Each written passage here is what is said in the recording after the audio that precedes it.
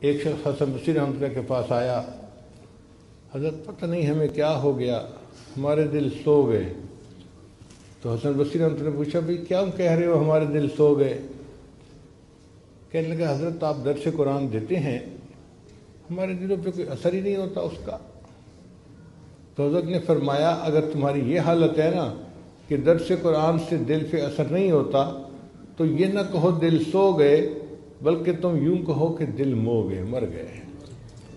اس نے حیران ہو کے پوچھا کہ حضرت کیا دل مر بھی جاتے ہیں؟ تو حضرت نے فرمایا ہاں، اگر کوئی بندہ سویا ہوا اسے جھنجھوڑا جائے وہ جاگ اٹھتا ہے، جو جھنجھوڑنے پہ نہ جاگے وہ سویا ہوا نہیں، وہ مویا ہوا ہوتا ہے۔ درس قرآن سنے بندہ اور پھر دل اثر قبول نہ کرے، یہ دل سویا ہوا نہیں، یہ دل مویا ہوا ہے۔ تو ہم اللہ سے یہ دعا کریں کہ اللہ ہمارے دلوں کو سنوار دے۔ اللہ نے قیامت کے دن دلوں کو دیکھنا ہے۔ ان اللہ لا ينظر الى صورکم ولا الى اموالکم، اللہ تعالیٰ نہیں دیکھتے تمہاری شکلوں صورتوں کو اور نہیں دیکھتے تمہارے مال پیسے کو، ولکن ينظر الى قلوبکم واعمالکم، اللہ تمہارے دلوں کو دیکھتے ہیں، تمہارے اعمال کو دیکھتے ہیں۔ ہم اللہ کا ذکر اتنا کریں کہ ہمارا دل اللہ کی محبت سے بھر جائے، لبریز ہو جائے، ایسی زندگی ہو کہ اللہ دل میں آ جائے، اللہ دل میں سما جائے، بلکہ سچ عرض کروں کہ اللہ دل میں چھا جائے، ایسی زندگی ہو، پھر اللہ تعالیٰ بندے سے خوش ہوتے ہیں۔ ہاں اس بندے نے میرے گھر کو صاف کیا اور اپنے دل کو نور سے بھر لیا۔ علماء نے ایک عجیب بات لکھی ہے، وہ فرماتے ہیں کہ اگر کسی گھر میں یا کمرے میں جاندار کی تصویر ہو تو حدیث مبارکہ میں آتا ہے کہ وہاں رحمت کا فرشتہ نہیں آتا۔ اگر کسی گھر میں کمرے میں جاندار کی تصویر ہے اس میں رحمت کا فرشتہ نہیں آتا تو جس دل میں کسی غیر کی تصویر ہوگی اس دل میں اللہ کی رحمت کیسے آئے گی پھر؟ اور آج دلوں میں تو پتہ نہیں کس کس کی تصویریں پڑی ہوئی ہیں۔ ما هذه التماثيل التي انتم لها عاكفون، یہ دل صنم خانہ بن گیا، بت خانہ بن گیا۔ سچ عرض کروں ہمارا دل گند خانہ بن گیا۔ تو اس دل کو صاف کیجئے اور محنت کیجئے، یہ ہماری زندگی کا مقصد ہے۔ کھانا کمانا، گھر بار بیوی بچے یہ ضروریات زندگی ہیں۔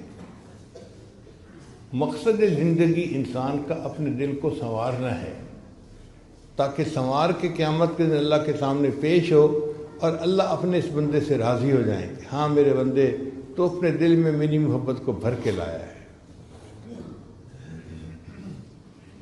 قرآن مجید میں اللہ تعالیٰ ارشاد فرماتے ہیں ان اللہ اشتری من المؤمنین انفسهم واموالهم بان لهم الجنہ، اللہ نے ایمان والوں سے ان کی جانوں اور مالوں کو جنت کے بدلے خرید لیا ہے۔ اب ذرا طالب علم توجہ فرمائیں کہ اللہ نے یہ نہیں فرمایا کہ میں نے مومن کے جان اور مال کے بدلے جنت کو بیچ دیا ہے، اس لیے کہ بیچنے کی دو صورتیں ہوتی ہیں، یا تو بندہ حاجت مند ہوتا ہے، مجبور ہو کے گھر بیچ دیا، گاڑی بیچ دی، پلاٹ بیچ دیا، یا پھر اس کو زیادہ فائدے کی توقع ہوتی ہے۔ 50 لاکھ کا پلاٹ خریدا تھا، 2 کروڑ قیمت لگے، چلو جی بیچ دیتے ہیں۔ اور یہ دونوں صورتیں اللہ کے بارے میں ممکن ہی نہیں، نہ اللہ کو کوئی حاجت ہے نہ اللہ کو کسی سے فائدے کی توقع ہے، اس لیے اللہ تعالیٰ نے بیچنے کا لفظ ہی نہیں لگایا۔ اللہ کیوں بیچے بھائی؟ بات ہی اور طرح سے کی کہ میں نے جنت کے بدلے میں مومن کے جان اور مال کو خرید لیا ہے۔ اب بات تو سمجھ آ گئی کہ خریدنے کا لفظ کیوں کیا، لیکن طالب علم کے ذہن میں ایک اور اشکال پیدا ہوتا ہے کہ بھئی انسان کے پاس ذرا بھی پیسے ہو نا فالتو، تو سب سے پہلی چیز جو وہ خریدتا ہے نا وہ اپنا گھر ہوتا ہے۔ سب سے پہلے گاڑی نہیں خریدتا یا کچھ اور نہیں خریدتا، گھر خریدتا. جی کرائے سے جان چھوٹے، اپنا گھر ہونا چاہیے. تو جب اللہ تعالیٰ خریدنا چاہتے تھے تو دل کا تو کہیں تذکرہ ہی نہیں کیا. اللہ نے فرمایا کہ میں نے مومن سے ان کے جان اور مال کو جنت کے بدلے خرید لیا ہے، تو دل کا تذکرہ کیوں نہیں کیا؟ مفسرین نے اس کا بھی جواب لکھا. انہوں نے فرمایا کہ اللہ نے کہا میرے بندے تیرا دل تو میرے لیے وقف ہو چکا، اور جو وقف کی جائیداد ہوتی ہے نا اس کی بیع و شراء کی اجازت نہیں ہوتی، وہ تو وقف ہے. اب دل تو تمہارا تھا ہی میرے لیے وقف، اس کے بعد تمہارے پاس جان اور مال بچا تھا، میں نے اس کو بھی جنت کے بدلے میں خرید لیا ہے.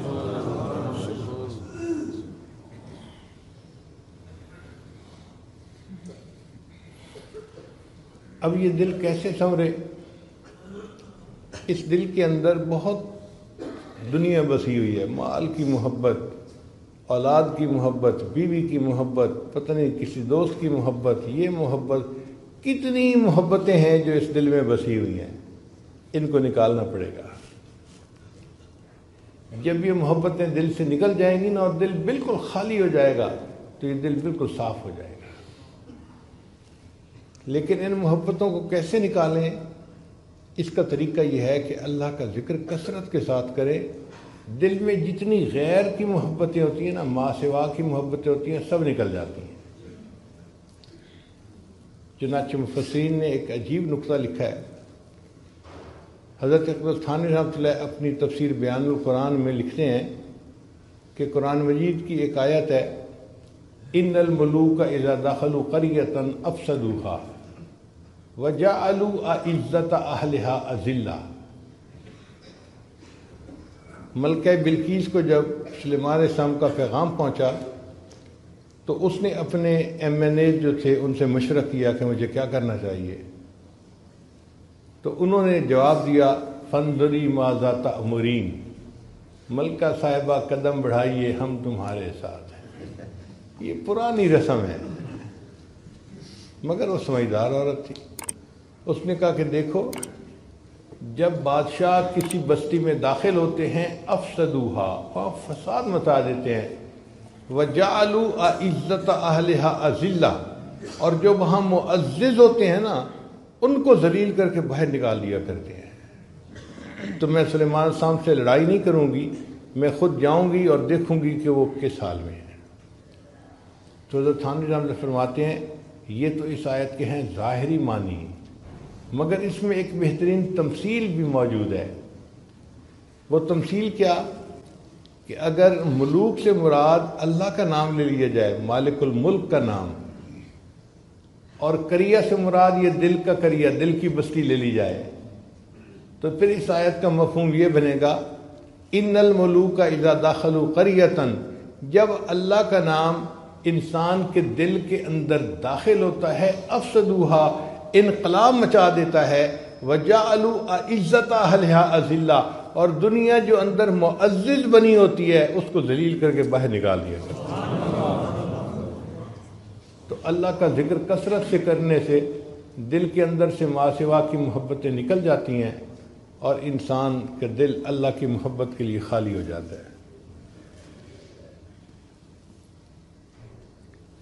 چنانچہ حضرت اقدس تھانوی رحمۃ اللہ کے خلیفہ تھے حضرت خواجہ مجذوب رحمۃ اللہ علیہ. انہوں نے ایک شعر کہا، وہ حضرت تھانوی رحمۃ اللہ کو اتنا پسند آیا کہ فرمایا اگر میں صاحب استطاعت ہوتا تو 1,00,000 روپیہ اس شعر کے کہنے والے کو انعام کے طور پہ دے دیتا. یہ وہ زمانہ تھا جب استاد کی تنخواہ 2 روپے اور 3 روپے ہوتی تھی. آپ سوچئے جب 2 روپے اور 3 روپے مہینے کی تنخواہ ہو تو 1,00,000 روپے کی کیا قیمت ہوگی. تو حضرت نے فرمایا کہ میں ان کو 1,00,000 انعام دے دیتا. اور وہ شعر کیا تھا؟ بہت مختصر. انہوں نے کہا ہر تمنا دل سے رخصت ہو گئی، ہر تمنا دل سے رخصت ہو گئی، اب تو آجا اب تو خلوت ہو گئی. تو اللہ یہی چاہتے ہیں کہ میرا بندہ خلوت پیدا کر لے اپنے دل میں، پھر میں اس کے دل میں اپنا بسیرا کر لوں گا. ہم بیت اللہ کو بیت اللہ کیوں کہتے ہیں؟ کیا اللہ تعالیٰ وہاں رہتے ہیں؟ نہیں، اللہ تعالیٰ کی تجلیات ذاتیہ کا وہاں پر ورود ہوتا ہے، اس لیے اس کو بیت اللہ کہتے ہیں۔ تو جب مومن اپنے دل کو سنوارتا ہے نا، تو مومن کے دل پر بھی اللہ تعالیٰ کی تجلیات وارد ہوتی ہیں۔ کتنی بڑی نعمت ہے! اور یہ چیز کوئی عام سی نہیں ہے، معمولی سی بات نہیں ہے، یہ اللہ کی بڑی نعمت ہے کہ کسی جگہ پر اللہ کی تجلی آئے۔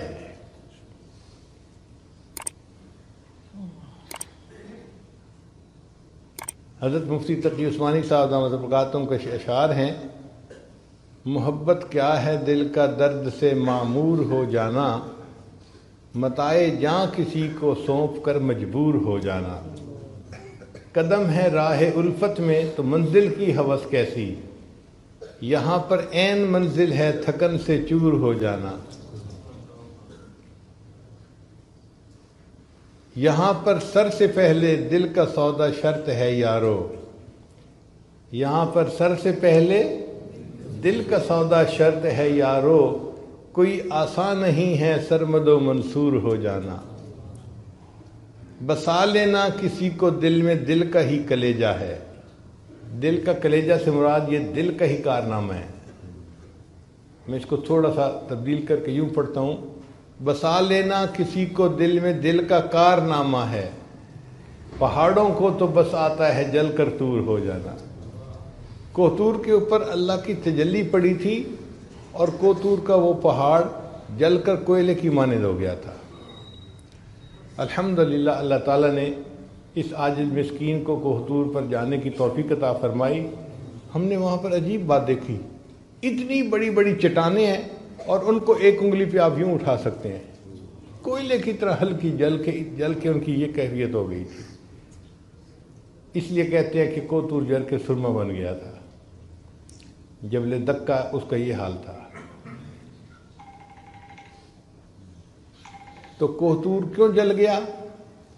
اس لیے کہ وہ اللہ تعالیٰ کی تجلی کو برداشت ہی نہیں کر سکا۔ تو دیکھیں، کوہتور اللہ کی تجلی کو برداشت نہیں کر سکا، لیکن انسان کا دل اللہ کی تجلی کو برداشت کر لیتا ہے تو انسان کا دل پھر کتنا عظیم ہوا۔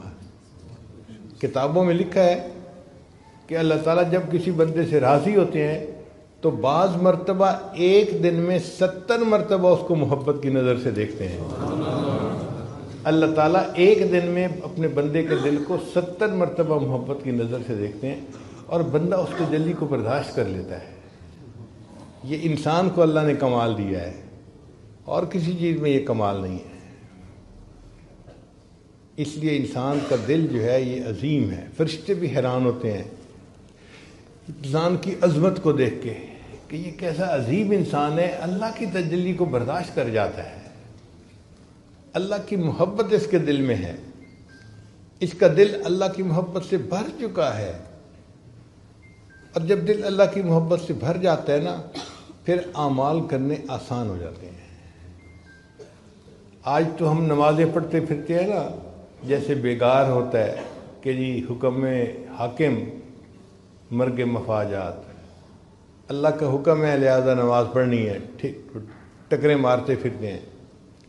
جب دل میں اللہ کی محبت ہوتی ہے پھر بندہ اس کو بیگار نہیں سمجھتا، بلکہ اس کو سبب لقائے یار سمجھتا ہے کہ میرے یار سے میری ملاقات ہو جاتی ہے۔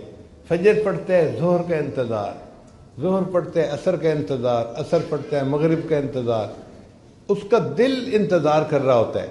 اس لیے نبی علیہ الصلوۃ والسلام فرمایا کرتے تھے، ارہنی یا بلال، بلال اذان دے میری آنکھوں کو ٹھنڈک پہنچا دے۔ تو نماز پڑھ کے مزہ آتا ہے، بندے کو لطف آتا ہے۔ ہم نمازیں پڑھتے ہیں ثواب کی خاطر، بھائی وقت ہو گیا اشراق کا، پڑھ لو، ایک حج ایک عمرے کا ثواب ملے گا، اور ہم لپک کے 2 رکعت پڑھ لیتے ہیں کہ جی ہمیں بھی ثواب ملے گا۔ لیکن جو اللہ کے عاشق ہوتے ہیں وہ ثواب کو نہیں دیکھتے، ان کو تو سواد مل رہا ہوتا ہے، وہ اس کی وجہ سے پڑھتے ہیں۔ حضرت مجدور رحمۃ اللہ نے فرمایا، بندگی سے ہمیں تو مطلب ہے، بندگی سے ہمیں تو مطلب ہے، ہم ثواب و عذاب کیا جانیں. بندگی سے ہمیں تو مطلب ہے، ہم ثواب و عذاب کیا جانیں. کس میں کتنا ثواب ملتا ہے، عشق والے حساب کیا جانے.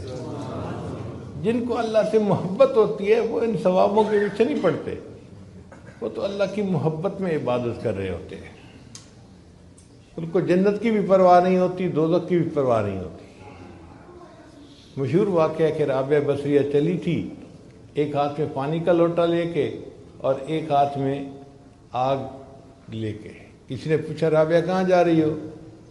کہنے لگی کہ میں نے محسوس کیا ہے کہ لوگ اللہ کی عبادت کرتے ہیں یا تو جنت کی طلب میں یا جہنم کے ڈر کی وجہ سے، تو میں چاہتی ہوں کہ آگ سے جنت کو جلا دوں اور پانی سے جہنم کی آگ کو بجھا دوں، تاکہ ان کی وجہ سے عبادت کرنے کی بجائے لوگ اللہ کو راضی کرنے کے لیے اللہ کی عبادت کر لیں.